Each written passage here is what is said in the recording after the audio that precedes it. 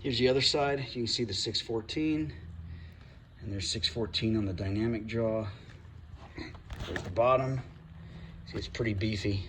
If you compare this to my Colombian sitting over there, is this support for the dynamic jaw is just massive compared to the Colombian.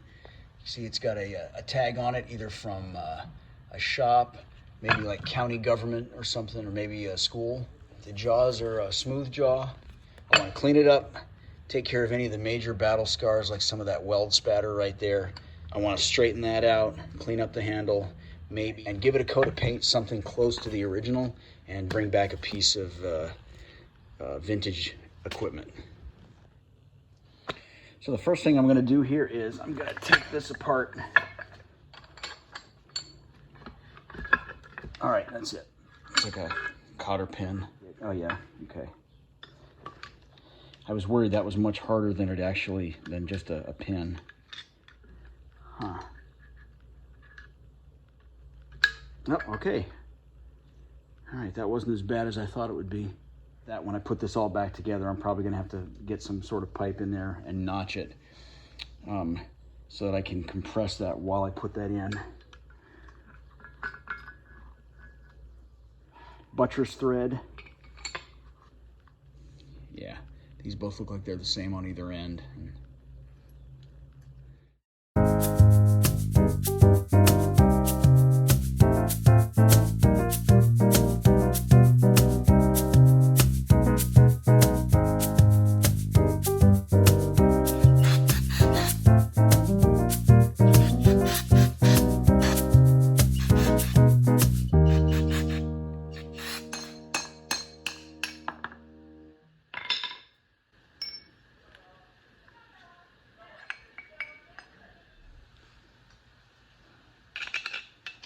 There's just so much dried up old grease in here. It is, every time I think I've got it clean, I realize that something that I thought was part of the casting is actually just decades old, hardened grease and dirt in it. So what I'm doing now is I'm hitting them with this stuff, which is a paint stripper, and I'm taking all the old paint off.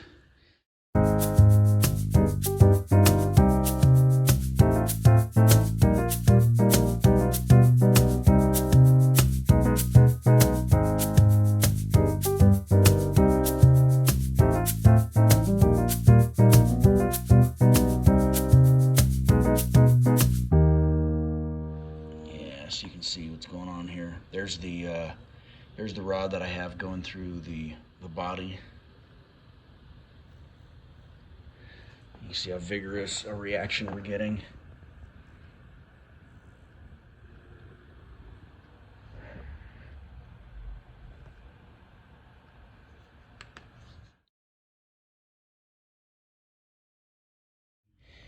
And now I'm going to go ahead and coat it in the rust stopper. Well, this has been at least a week or more. You can even see down in some of the joints. It's just kind of sat there. And of course, I'll strip all this off before I paint it. So what I want to do is I want to chuck this up in a friend's lathe and clean up that shoulder. He is actually machining, as we speak, he is machining a couple of bronze thrust washers for me so that this doesn't keep happening. But there's a joint right there, and here's the other one, and you can see how that is a forged. You can clearly see the difference there. That's a forged end, and that's a press fit. What I've seen before is I've seen somebody just entirely grind off the end. 2/16.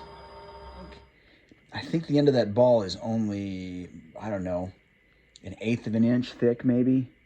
I can definitely see I've gotten into the end of the handle there.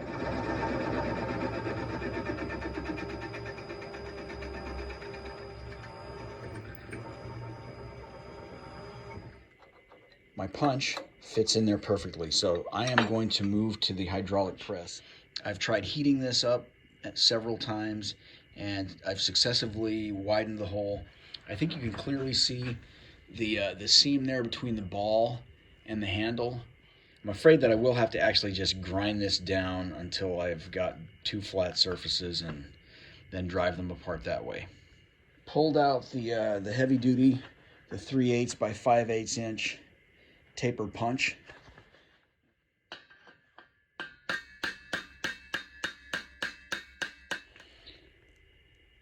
So you can see that's almost all the way out.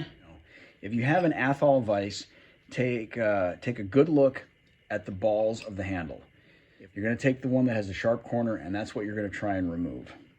You know, my handle's bent. I kind of want to do some cleanup here, and I have to do some cleanup of this shoulder here before I install my thrust washer. I used a 30 seconds drill, drilled out this end. It looks like you only have to go down about 1/10 of an inch. So I drilled down a little more than I had to. I also wasn't perfectly centered, as you can see there. So hopefully you can do a better job, but this is how you get that handle apart. Here, it doesn't go back on the way it came off. You know, it definitely had to be driven off. So I'm gonna have to put a chamfer on this and drive it back in. Hopefully it isn't sloppy and loose when I'm done, and I don't have to screw this in or you know, put a screw on the end of it somehow. I had a friend of mine machine some sacrificial bronze bearings out of this chunk of 2.3 inch bronze.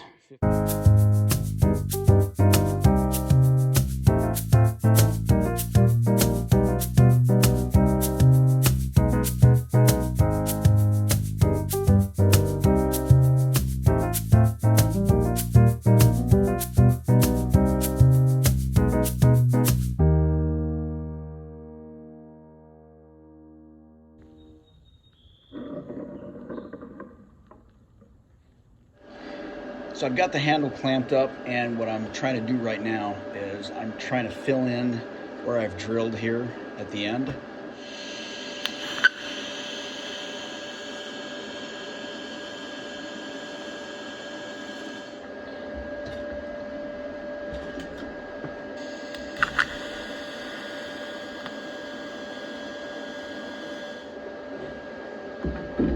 Yeah, I can't say that doesn't look like that improved too much, so I'm going to have to be very careful as I layer that up.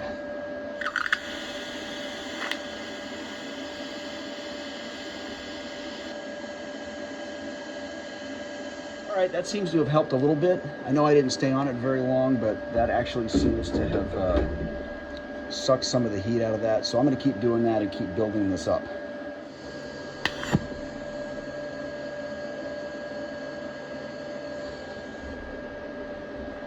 What I need to do now is I need to build this out a little bit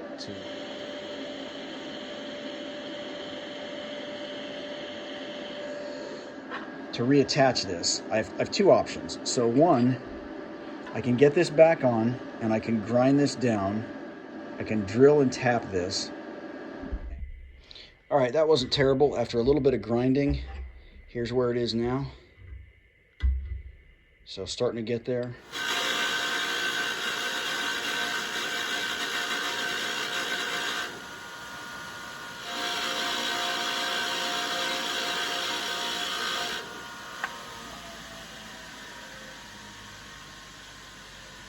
I've come to a decision here. So what I'm going to do with this is I'm going to fill it in just a little bit around the edges.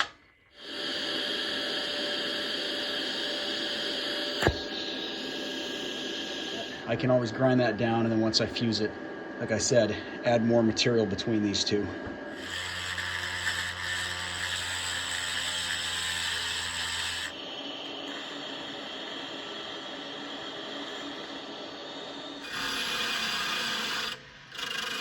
In case I didn't already say it, is I'm going to braze this in there. Hopefully it doesn't wick all the way down, because if I have to take this off someday, I still want to be able to do that.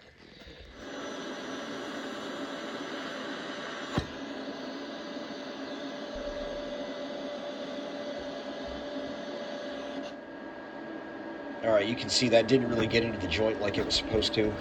So let me take another crack at that and see if I can get it to bridge that gap and wick in there a little.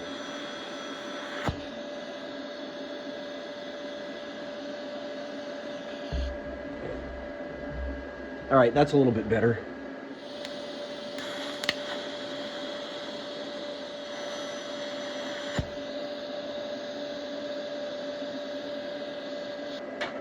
All right, I think that's about as good as I can ask for, so I'm gonna clean it off and see how it looks. This turned out pretty well, pretty happy with it. I think I got into all the gaps there. When this is fully cooled off, I will go ahead and grind that down and see how it looks, see if there's anything I've got to fill in.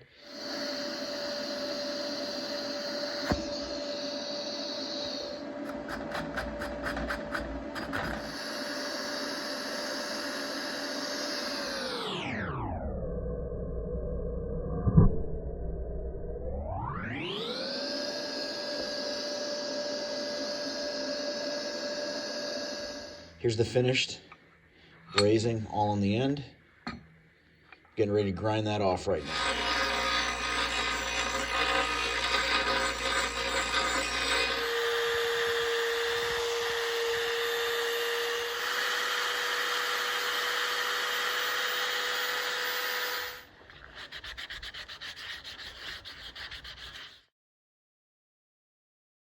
And braze that. So now we're ready to move on to the dynamic jaw. It's been sitting here for, I'm going to guess, 3 or 4 months with coating of this stable rust stopper.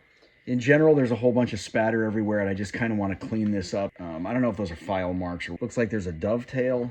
It looks like it might have been cast. I can't see any screws or pins or anything. I don't see any evidence that this is mechanically fastened.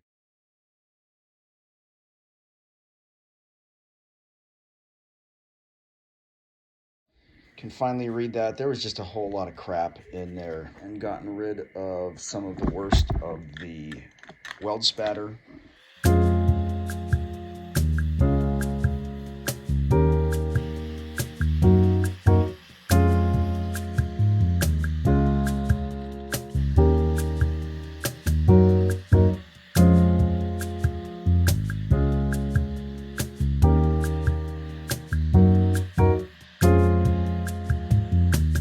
Spindle set up with some 400 grit sandpaper, and I'm just going to lap this in.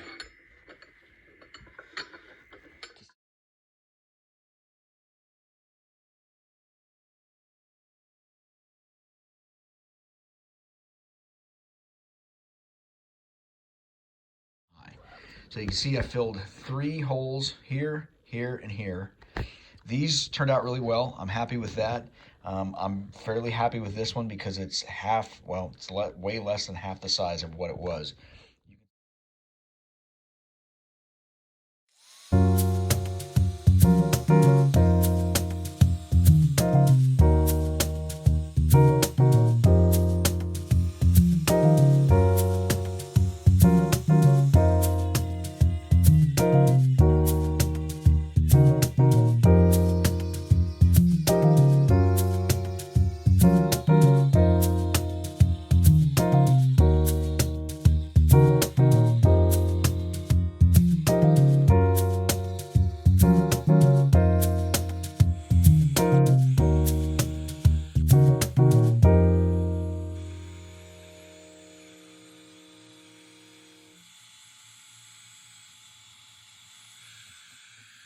This is quite a bit flatter than it was.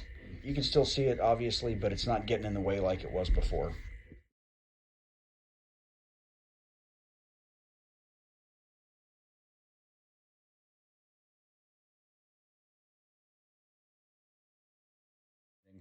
I'll give this a day or 2 to dry, and I'll put on at least 1 more coat. I might do 3 coats. Something that kind of surprised me is how fast this started to get tacky. I guess that's good. I'm not spraying it, so I'm definitely going to put 2 or 3 coats on it. It's been drying overnight, I guess probably 12 or 15 hours. Feels not the least bit tacky at all. Feels like a nice solid coating, and it definitely needs 1 more coat because you can see there's a little bit of white coming through. I just got done doing the Colombian, and since this is the first coat that's going on, I just cleaned the brush a little bit, and I'm just using the same brush.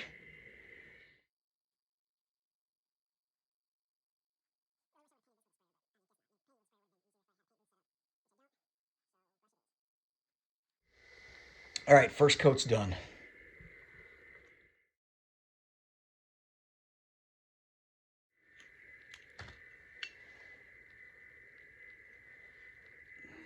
Everything was cleaned really well with acetone to make sure there's no oil left on it.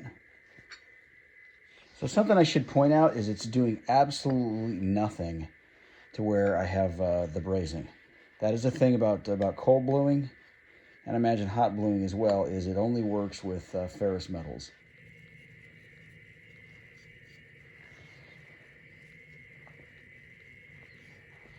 All right, and there it is with its sister, the Colombian, that's being refinished at the same time.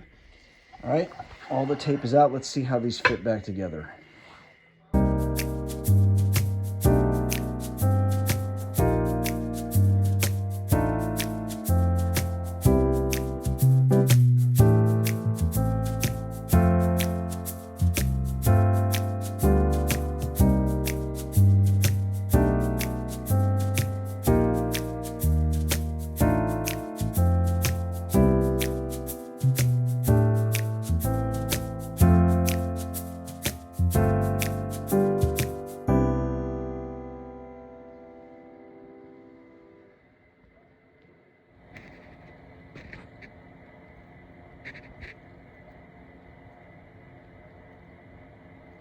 Now it's time to put it back together.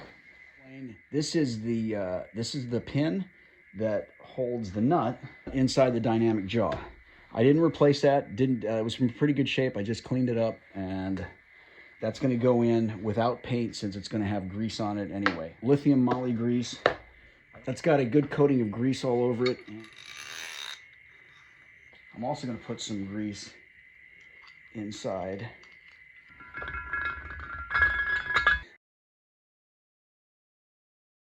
This is just a length of tubing.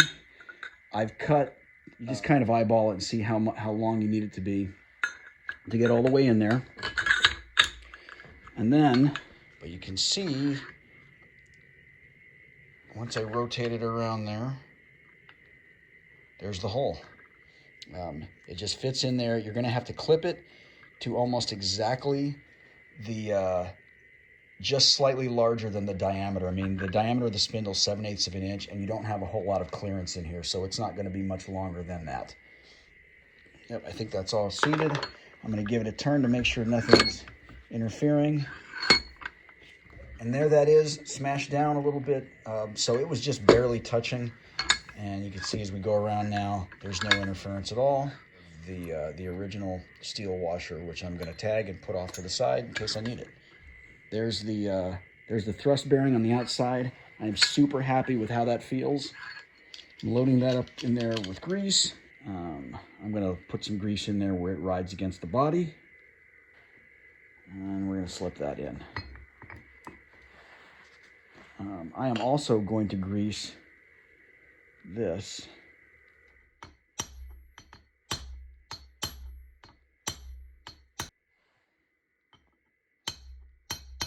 There we go, that's fully seated.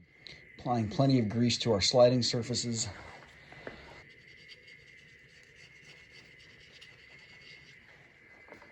With that spring in there, there's just no slop on the way that handle moves.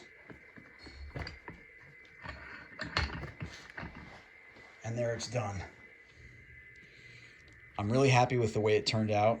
I'd appreciate any suggestions, any information on Athol vices. I'd like to know why some of them have the big Athol here and the large numbers on the dynamic jaw. I'd like to know if there's a way to date this based on what you see or don't see. And especially if you can help me figure out what this tag CVAC goes to.